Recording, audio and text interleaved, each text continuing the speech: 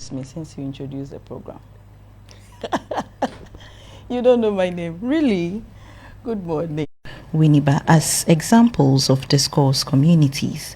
Now, to make sure that these are discourse communities, you'll also recall that you learned that certain characteristics play out when it comes to discourse communities, and these characteristics were outlined by John Swales. So Swales 2011 explained some characteristics that make up a discourse community. Okay, and then we concluded on that based on these and relating it to the university, our university can be called an academic discourse community. I'm sure you've not forgotten about that. Now, when we finished, we now talked about the academic essay. We established a distinction between the academic essay and fictional essay. And then we mentioned that with fictional essay, it is primarily based on your imagination. And you don't really need any support. You just need to be creative, and you as a writer developing an essay on fiction can be flamboyant, and you are allowed to exaggerate a little. On the other hand, when it comes to academic essay, we mentioned that it is based on theories and academic topics, and it is also based on facts. So for academic essay, you don't have the liberty like you will have with fictional essay to be flamboyant and then use creative language. What you need is to use formal language and be objective and be accurate with your facts and presentation of ideas. I believe you remember all these. Okay. And then we now finished it up with characteristics of an academic essay. We talked about the structure, we talked about the tone, the documentation styles. We also mentioned that the preference would be that it would be in the word, the passive voice. Finally, on that, we talked about the forms of academic writing, and we mentioned that some of them include, but may not be limited to, notes that you take in class or when you go to places and you'd want to note down some important information. These are examples of what academic writing. We mentioned reports, mentioned the project, the essay, and we even asked you to tell us the difference between dissertation and thesis. We are sure you've not forgotten that. Now, armed with that foundation, today we would want to look at communication. Yeah, so if you are ready, we are also ready, so let's delve right into this morning's discussion. So what is communication? There are several explanations to what communication stands for, and among them we have one from Bello 2016, who says that the process by which meaning is exchanged between individuals through a common system of symbols, signs, and behaviors may be termed as communication. Okay, and then Merriam-Webster Dictionary, which is also basic, tells us that the act or process of using words, sounds, signs, or behaviors to express or exchange information, or to express ideas, thoughts, feelings, and so on to someone else may be also termed as what? Communication. But first and foremost, I would want to ask you, what do you think is communication? Okay, what is it? Now, it is a process which begins somewhere. Okay, you can also use symbols, you can use signs. You can see from my lady sitting next to me, she is communicating, she's using signs. You can use behaviors to communicate using a certain mechanism that allows you to send these symbols or to send this kind of information or to transmit them. So in situations where you may have a situation with someone, a communication situation with someone, and you say that I didn't say anything. Maybe, yes, you didn't say anything, But you may have used a sign, you may have used a symbol, or you may have behaved in a certain way for the person to have interpreted your type of communication. I hope we are on the same page. Okay, if we are now, let's look at what we call the communication process. Okay, what is the communication process? One of the basic things that we mention, or the terms that is associated with communication, is the fact that it is a process. Okay, and if something is a process, I'm sure you understand what it means. That is to say that it is repetitive, it doesn't stop, it continues. Okay, and that is what we say communication is, that it is what? A process.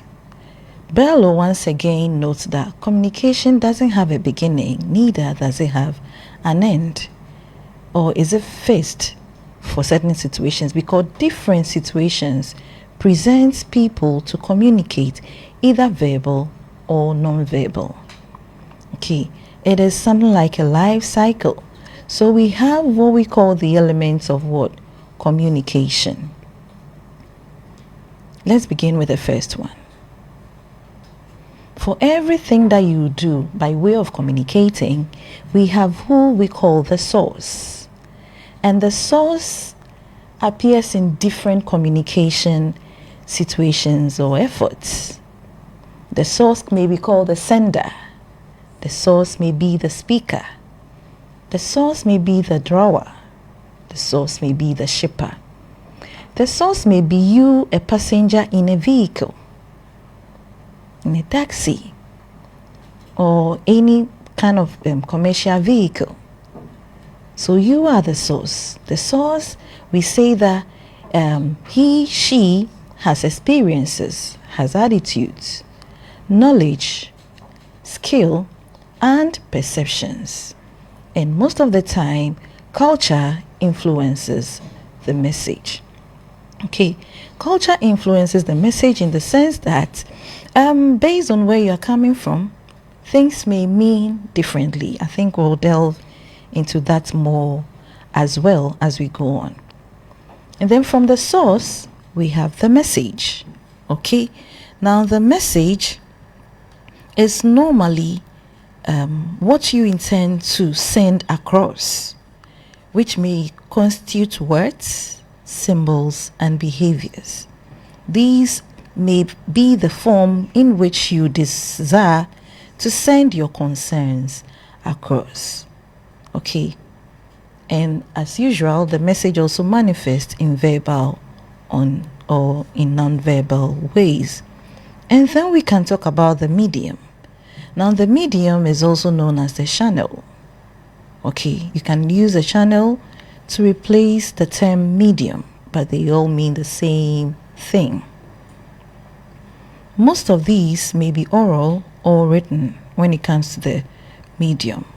But in the light of technology and changes in ways in which we do so many things, the medium may also be a visual channel.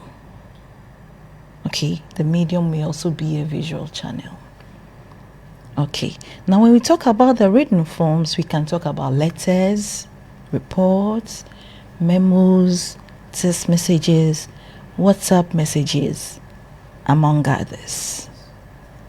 And anytime you receive these form of messages through the medium, know that getting a reaction back is very necessary.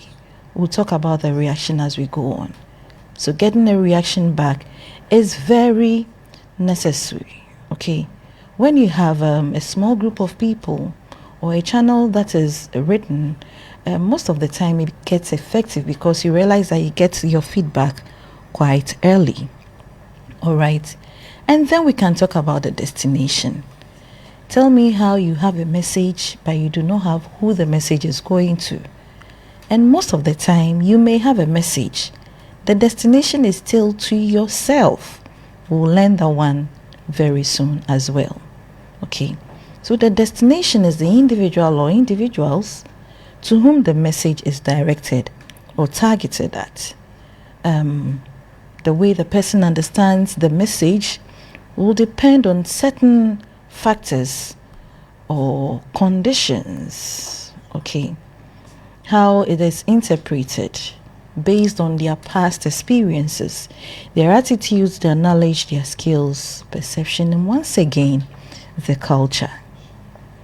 Just like the source, depending on the discourse community, one is likely to have the destination playing out as the receiver, the addressee, the consignee, the payee, the decoder, listener, and others, okay? And then with the elements, so far, we have mentioned 4. We mentioned the source, the message, the medium, also known as a channel, and then destination. Now let's talk about the feedback. Now with this, we can talk about 2 forms of feedback. We have the unintended feedback and the intended feedback. Now let me use a scenario to explain the unintended feedback and intended feedback. For every communication, you need a response. And Bovey and Thiel, 1992, says that even when you decide to not respond to anything, it is still a response. Okay? It is still a response, and it may communicate even a negative form of response or a positive form of response based on the situation. The signal you give as a form of a spoken comment. For instance, somebody says something hilarious and then you smile. It is a feedback to what the person said. Okay? Then someone says something hilarious and is expecting you to smile, but you keep a straight face because to you it is not funny.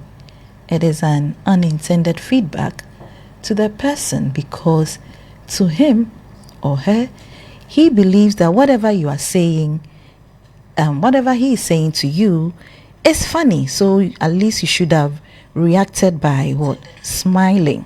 To the person, okay. Because to him or her. Okay. Sorry about that. And then we can have the situation where I mentioned that you'd be in a taxi. Sorry. In a taxi where you are paying the driver some money and he doesn't have change. And then instead of him saying, "Oh, madam, I do not have change. Do you have some change to give instead of the higher denomination?" But he becomes rude and you get angry.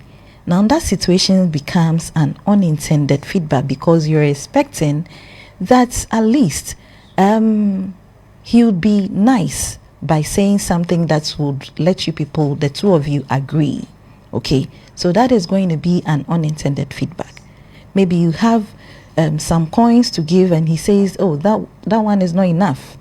To him, it is also an unintended feedback because he is expecting that you pay the exact amount.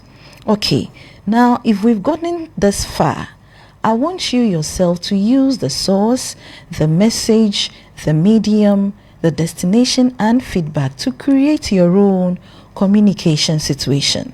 These situations can be in the classroom, can be somewhere that you went to transact some business.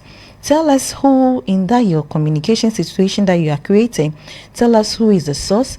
Tell us who what the message will be.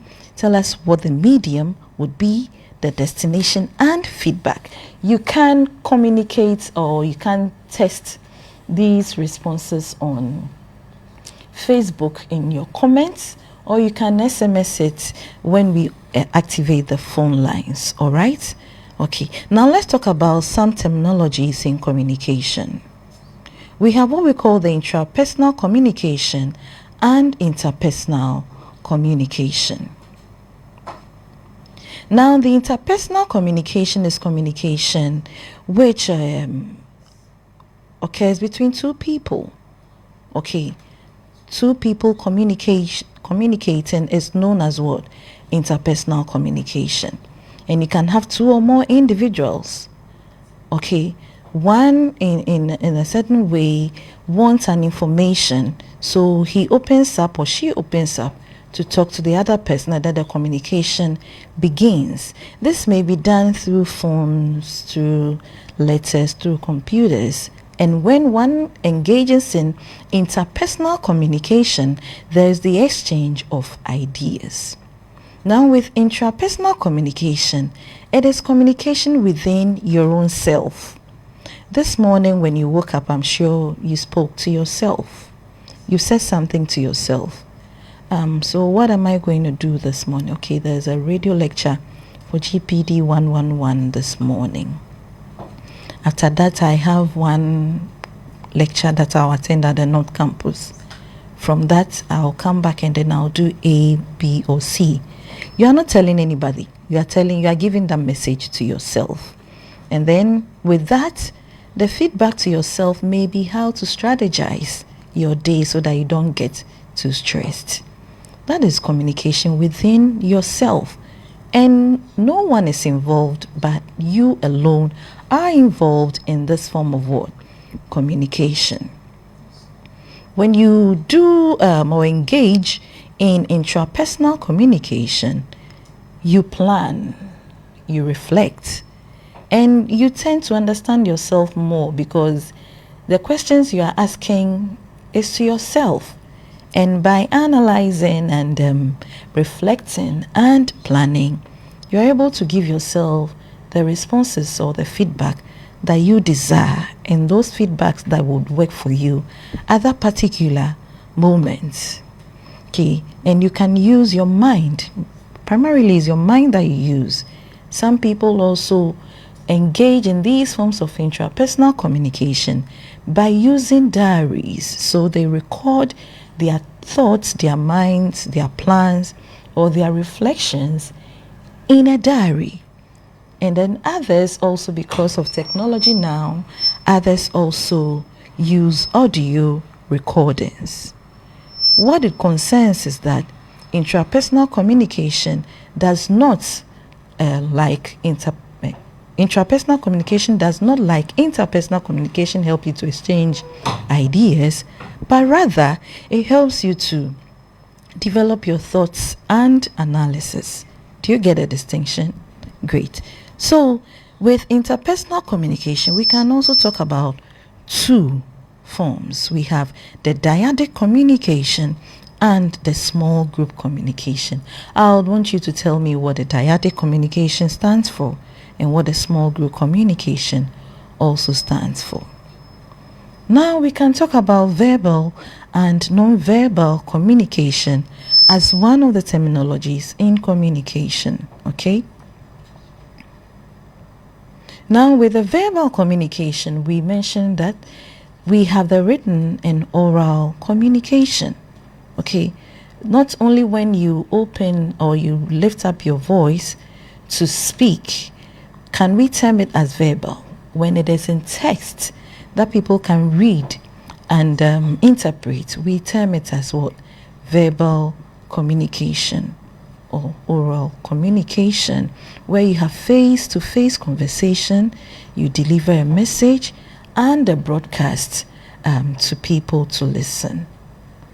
Okay. Then we have the non-verbal communication, which involves a process of sending and receiving information without the use of words. And these may include signs, symbols, okay, even behaviors. But these should be socially acceptable, as meaning must be shared in order for feedback to be provided. There are some nonverbal forms of communication that you express that are not allowed. They are not standard. Okay, they are not socially acceptable. They may come as offensive when you use those forms of what? Non-verbal forms of communication. So let's look at some of the forms of non-verbal communication. The first we talk about is time, and we term it chronemics. Chronemics. Now, chronemics is when one uses time and the perception of time to communicate. So I always use this illustration. The time of day someone will call you, assuming someone calls you at 12 midnight, okay, midnight, you are not expecting a call from that person. Then suddenly the person calls you. You may answer all right, but you are likely not to even say hello, because the call may startle you, and you are likely to, the first thing you are likely to say, which is really may not be appropriate, would be, what is it? Because the time is not appropriate. It's midnight and you do not expect that time for that person to call you. Okay, so you just are startled because of the time of day. Okay, and then if you have a meeting at say 7:30 and you get there at 7, it communicates that you are very conscious of your time. However, we have those who know that the schedule is at 7:30 but would arrive at 8:30. What does it communicate? There may be some contingencies that may cause that person to have been late that day. But when it continues, then people would know that with you, time and anything that deals with time cannot be trusted around you. You are not a good communicator when it comes to time. And then we can talk about proxemics, that is the use of personal space and distance to communicate, or between communicators. When you are very close to someone, or you give someone so much space, it communicates a lot. The distance between two communicators, very close, it may be because you are special to each other, or maybe you want to say something that's something nobody must hear. Even with that, it depends on the one you're talking to. You don't just get close to anyone. Okay, so when you use the space, you are telling a lot. For those of us who live with or stay with roommates in our hostels and in our halls, you would notice that you treat your personal space very sacred. So when you keep something at your corner, you don't expect anyone who is not in the same friendship zone as you to go near your things. That's your space. And even with your bed, there are some people who would not want people just sitting on their beds because it's your personal space. However, some others can just use your space because of the kind of space communication you have engaged in with that person. Okay. And then we can talk about kinesics. That's using body movement. The use of body movement, gestures, and facial expressions is called kinesics. Now, your face can give you out. It can sometimes, someone who is an expert can tell whether you are telling lies, whether you are honest. Okay, that is why sometimes when your face is some way, they would ask you, why? Are you sad? What's wrong? Is there a problem? It's because of how your face or your countenance looks. Okay, and then the posture, your body posture, the direction that you lean, your body orientation, your arm position, and how you open up. So when you fold your arms while someone is talking to you, it is a bad form of word communication because it communicates most of the time negative information.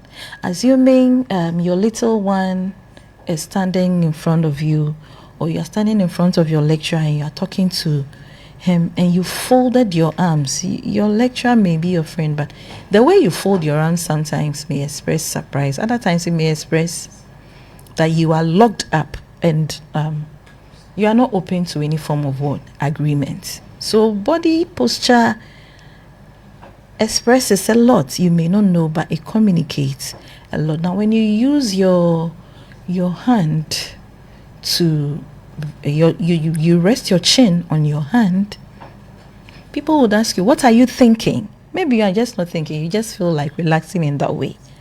But one other example I always mention is when we're all in the basic school. You see that when the bell rings for change lesson and the teacher walks in to begin the next class, he or she will say, good morning class, how are you doing? Everybody sit upright. So you sit upright because the teacher believes that your body posture constitutes or helps you to be attentive. So she would want you to be attentive with your sitting position or your posture as you are seated. And then how you move your entire body. If you've ever been a teacher at the basic school or anywhere, you would recall how you got a little bit upset with a student who was receiving maybe some few canes from you in the way the student was just standing and receiving the canes. And then you say that girl or that boy is disrespectful because of the body posture and how he or she was turning the body. So once again, kinesics, body movement, leads us to know how we can use our posture, our gesture, and facial expressions to communicate even when we do not know. And then we have oculesics. If I ask you to wink online, I'm sure I won't see it. So let's all describe it. And that is when you use your eyes to communicate, we call it oculesics. Okay, so if you admire someone, you know how you look at the person. And there's a way that you look at someone that expresses disapproval and even disgust.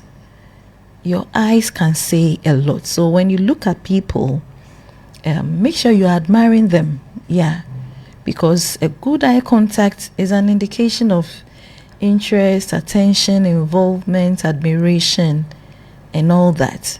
But if you give a negative one, that one too expresses a negative word. Eye contact. Then we have haptics. When you use touch to communicate, we call it haptics. You hold hands, you give high fives, you give a handshake. Always when I say that, when you give a handshake, make it a firm handshake and not an arm shake. You are shaking the person's hand, not the whole arm. Sometimes you shake somebody and then you shake the whole body because, I don't know, it's a handshake and not an arm shake. Okay, and haptics talks about touch, which includes but not limited to handshake, kissing, backslapping, high fives, holding hands. So when you backslap someone, it may be a tap to urge or to cheer that person on. When you rub someone's back, maybe you are consoling that fellow. Okay, and these are forms of what? Haptics. Okay, now we can talk about vocalics. That's when you use your voice. The reason someone will say that you were harsh is because of the tone of your voice, your intonation. Your silence is also a form of vocalics. The pauses plus even the speed with which you speak. Now notice that when you are upset, you speak quite faster. Most people speak faster. Others will be silent and just walk away. And others would also raise their voice. Okay. And then the volume of your voice also goes higher. Now these are vocalics. Now with the pauses that you put in between your speech are forms of what? Non-verbal communication. So when you are talking and you pause, all those and other things that you are doing is simply because you want to communicate to the other person listening to you that you are catching your thoughts or trying to remember something that you have forgotten. And these are all forms of non-verbal communication. Your intonation shows that you are angry. You don't have to say that I'm not angry when actually your voice is so high up the roof. Okay. The last but not least, we have objectics. When you use your environment, your clothing, and other artifacts to communicate, we say that is categorized under what? Objectics. When you wear a white dress or something and you step out, you find out that people will say, it's today your birthday. But maybe you just want to be in that white apparel.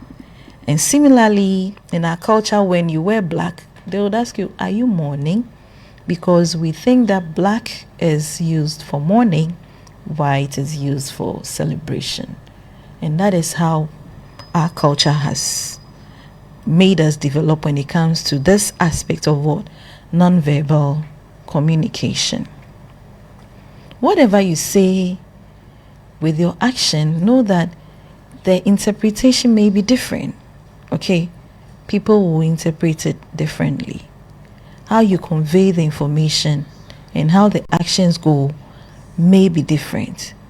But using your expressions, your appearance and tone might also help in a very good way to let people understand you and what you are trying to say.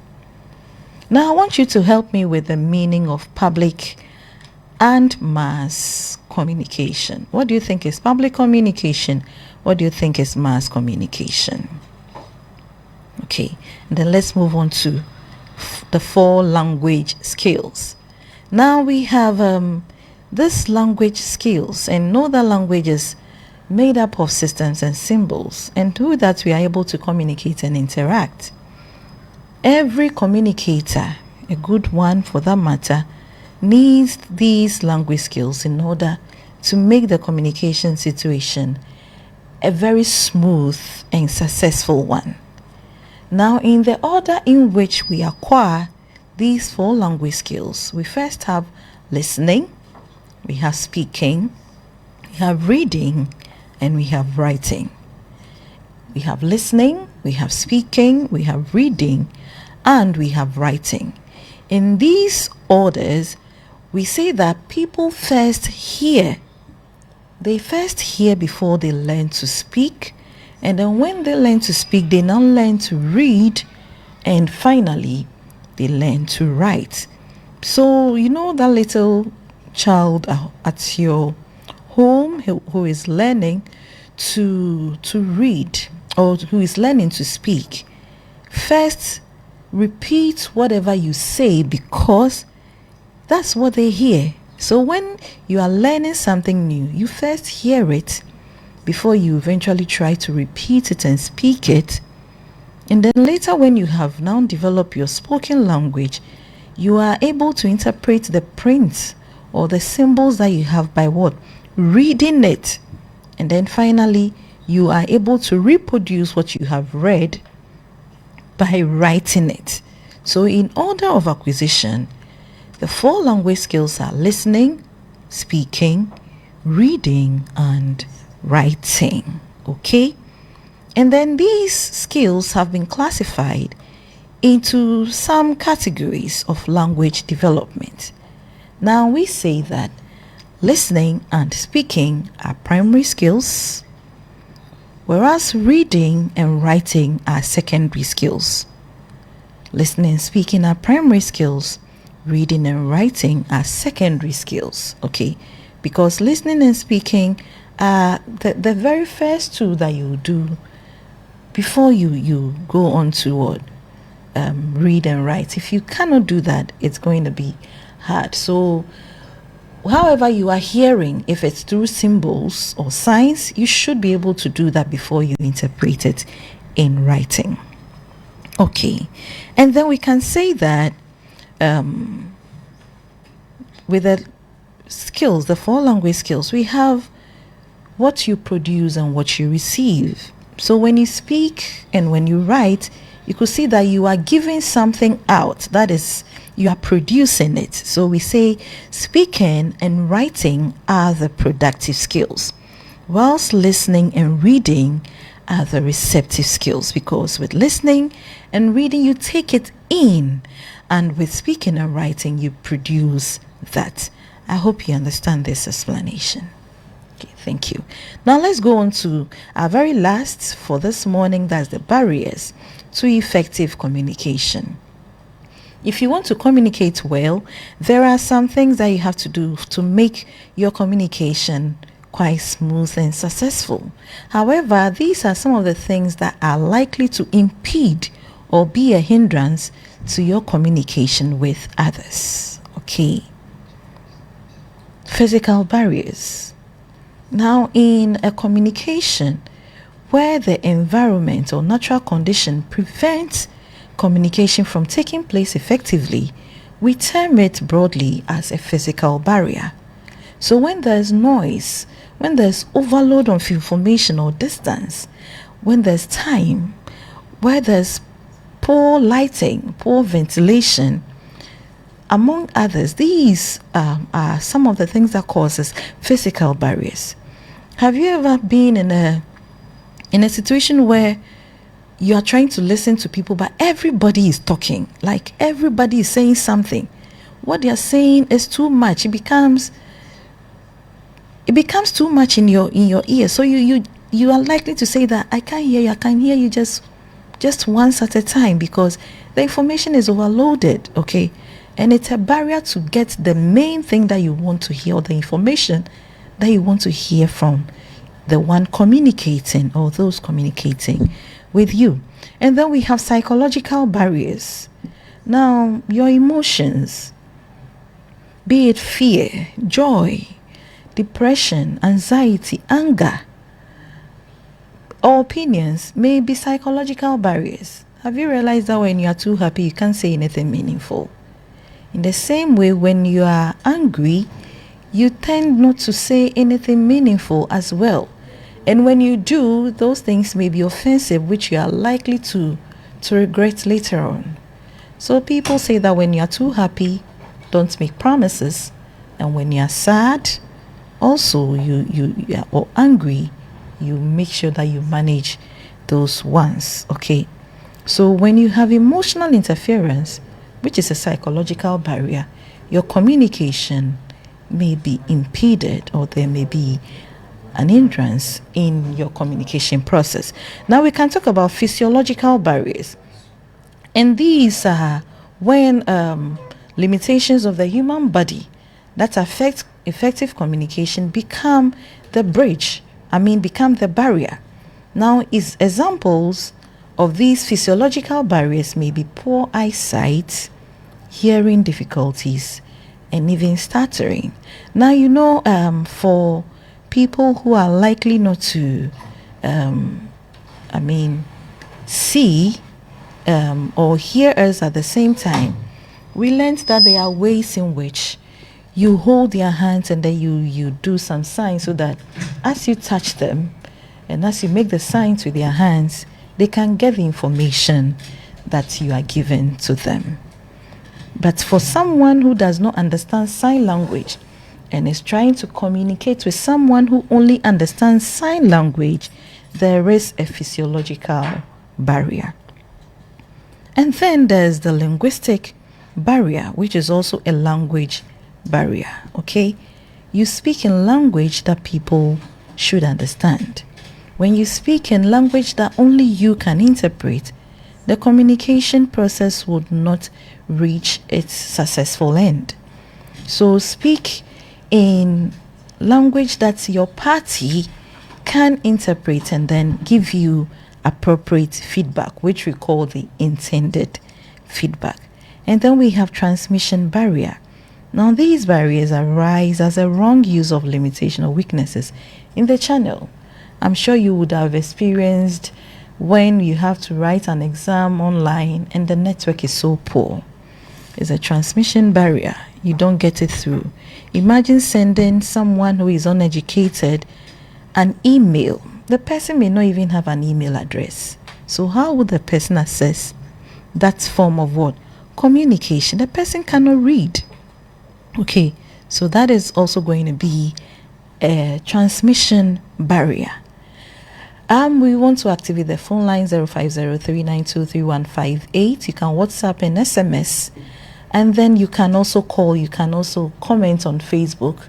We go on a short break, say 30 seconds. We'll return with the last barrier, and then we'll take your comments and your questions. Thank you.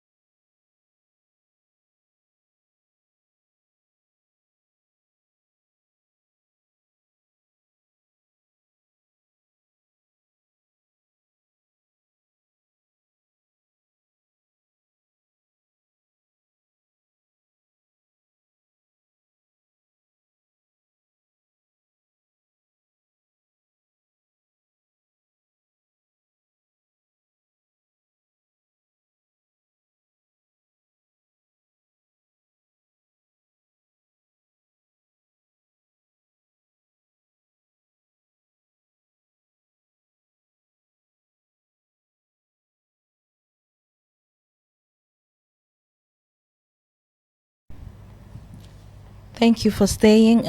We are back. And as I said earlier, you can call 0503923158. You can also SMS, WhatsApp, and you can also leave your questions, your answers, and other comments related to the lecture on Facebook on Radio WINNEBA 98.3 FM. Okay. So the last of the barriers would be prejudice. And this barrier is also known as a social or cultural barrier. And these are what we create ourselves.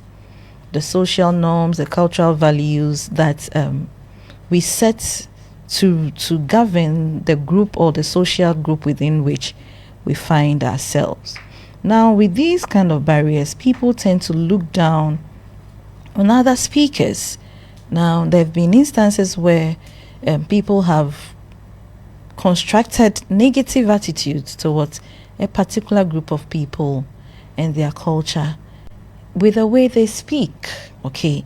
Maybe the way they even pronounce certain words, the fact that they can't pronounce certain letters in between certain words. Now, when you do that, people who may find themselves in these situations are likely not to communicate with you, or it becomes difficult for them to open up and communicate with you. Okay.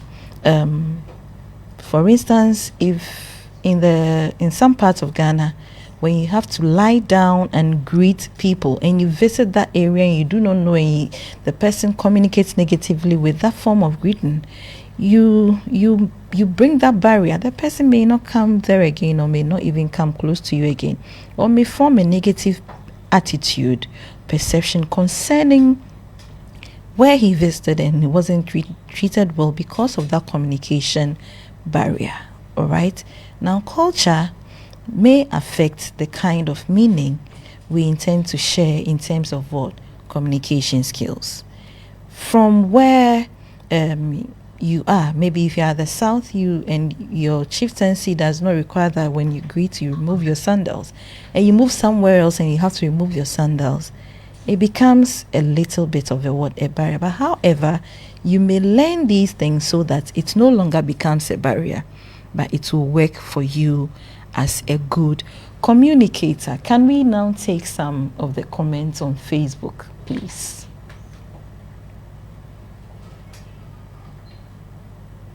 This is Radio WINNEBA 98.3 FM.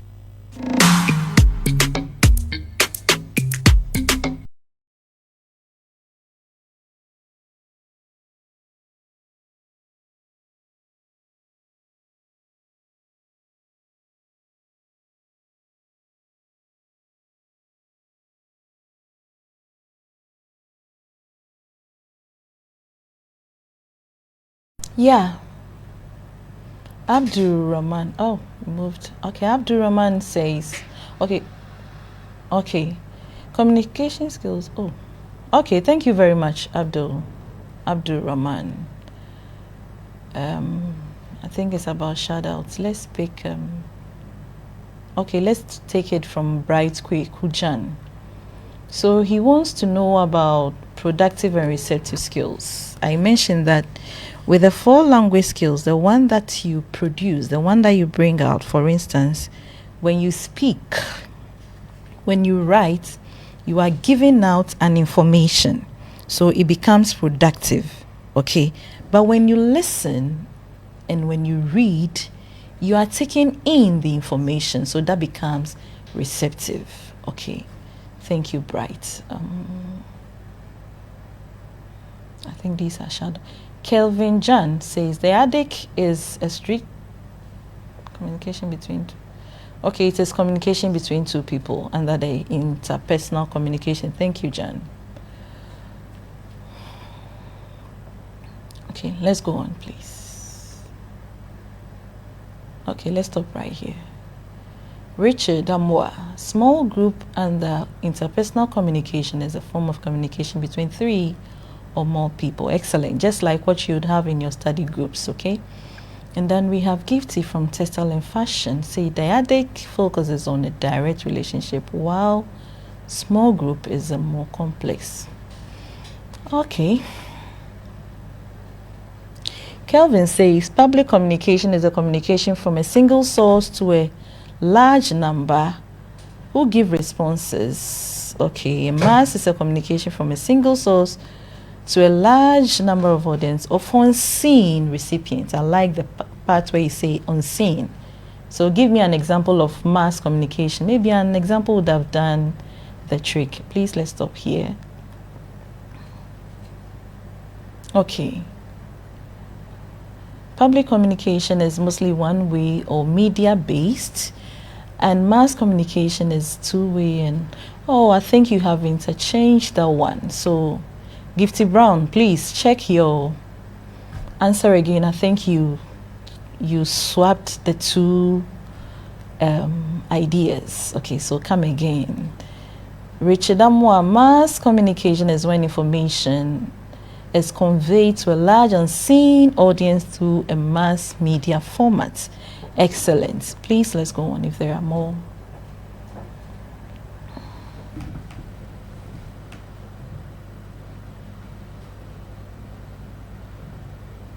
Okay, I think I repeated the language skills. Okay, thank you very much. Hey. Francis, why are you looking at me? That's a lot. Pen drive, come with your real name, and then I'll read but your response is a lot too. Dyadic is a one-way interaction between 2 individuals involving exchange of mutual understanding, listening, empathy, and clear expression of thoughts and feelings. Indeed. Okay. It's essential in personal and professional relationships, facilitating deeper connections and effective. Oh, wow. Thank you very much. Pen drive, what's your real name and what's your department? Please, let's go down and let's see more. Thank you very much, Pen drive vision.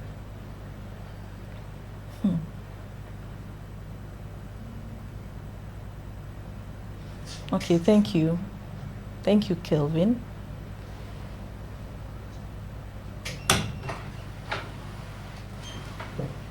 All right. So the phone lines are still activated. 0503923158. You can WhatsApp, you can SMS, and you can call. Whilst we wait, let's just have a recap of what we have done so far this morning. So we began with the definition of communication. Okay, and then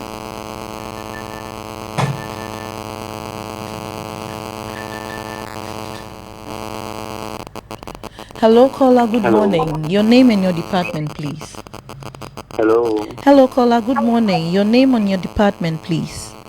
Please, my name is Bigabe Abraham, Arts Education Department. Okay. Please, my question is, among the type of communication we look at, which one is the most affected one and by barrier, and why can it be? Abraham, your question is not clear, please. Hello? Your question is not clear, Abraham. Yeah, I said, which type of communication is most affected by barrier and why? Which of them is affected by barrier? And why? I don't get you still. Maybe you would want to go back and form your question, please. Yes, thank you. Please, when you call, kindly put your set, move away from your set or reduce the volume. If you try to hear yourself whilst you talk to us, we can't hear you. Okay. Yes. So, as I said, we discussed the definition of communication. We now came to the elements of communication. We mentioned 5. And I also asked that you created a communication situation with the elements. I've not seen any responses so far. And I also asked that you created a communication situation with the elements. I've not seen any responses so far. Yes. Hello, caller. Good morning. Please put off your set. Hello. Yeah. Hello. Good morning, caller. Your name and your department. My name is Bright Jan, Political Science Department. Okay. Please, I'm listening to you. Yes. So about the productive and receptive skills. Even though I've sent a message for you to explain, but I want to be clear here. So does that mean that the speaking and writing, that is where you give out information, so that becomes productive?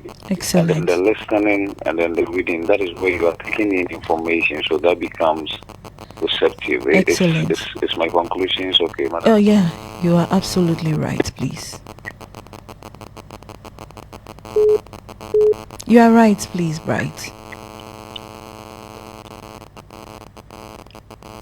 Bright, you are right. Thank you.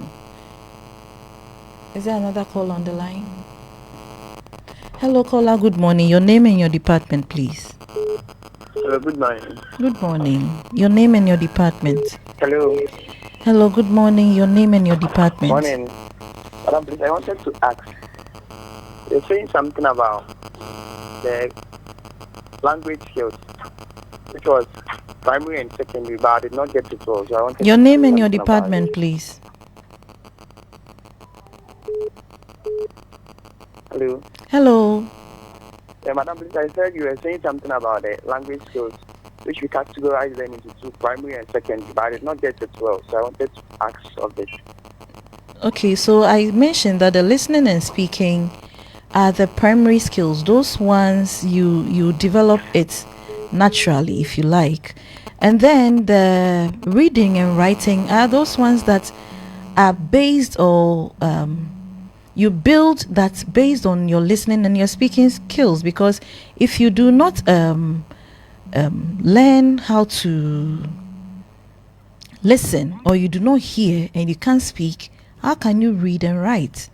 So one is very necessary and it's fundamental, and then the other ones are the ones that it comes as a form of a development, language development, where you learn at school.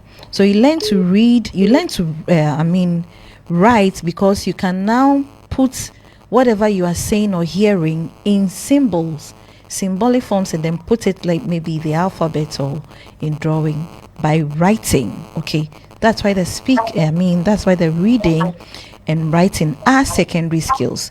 When you can hear, then it means you can speak, but you can read and write when you are able to develop the listening and speaking skills, which are the primary skills. Okay, thank you very much. Hello, caller. Good morning. Hello. Yeah, good morning. Your name and your department, please. Hello. Hello, caller. Good morning. Your name and your department, please.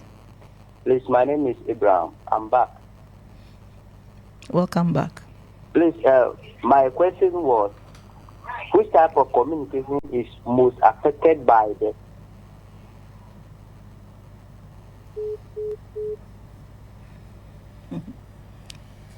Yeah. So then we came to talk about the terminologies, verbal, non-verbal, interpersonal, intrapersonal. We mentioned dyadic and small group. You have given wonderful responses. And then we talked about the forms of non-verbal communication. Mentioned chronemics, proxemics, kinesics, oculesics, haptics, vocalics, aka paralanguage, and objectics. Now you've given me responses on public and mass communication as well. Then we mentioned the 4 language skills in order of their acquisition. We said they are listening, speaking, reading, and writing. Okay, and then finally we talked about the barriers to effective communication. Hello, caller. Good morning.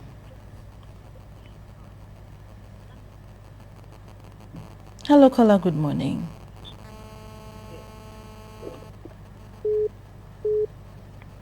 I think he's gone. Hello, caller. Good morning. Good morning. Your name and your department, please.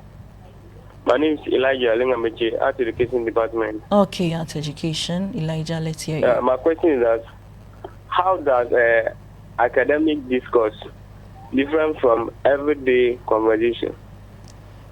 Academic discourse.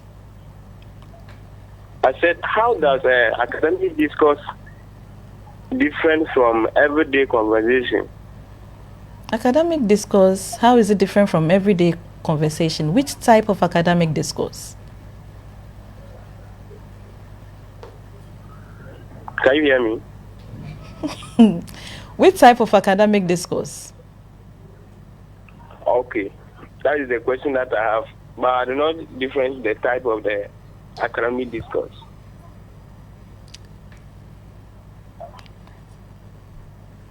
Okay, I'll come back.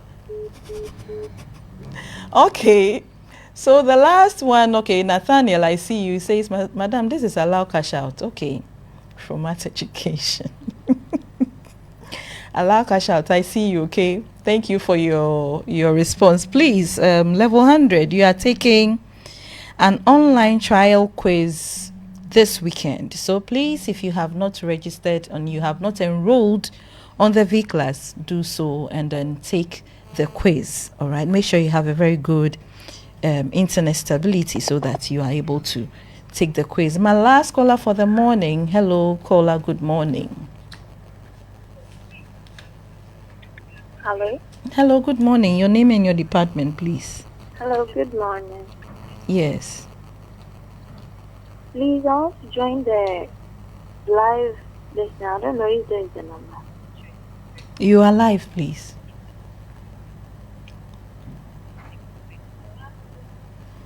You're on Radio WINNEBA. Hello. Okay, thank you. So do well to take your quiz this weekend. Is on academic discourse, just like what we have been doing last week and then today. Okay. All the best and have a pleasant weekend. Bye.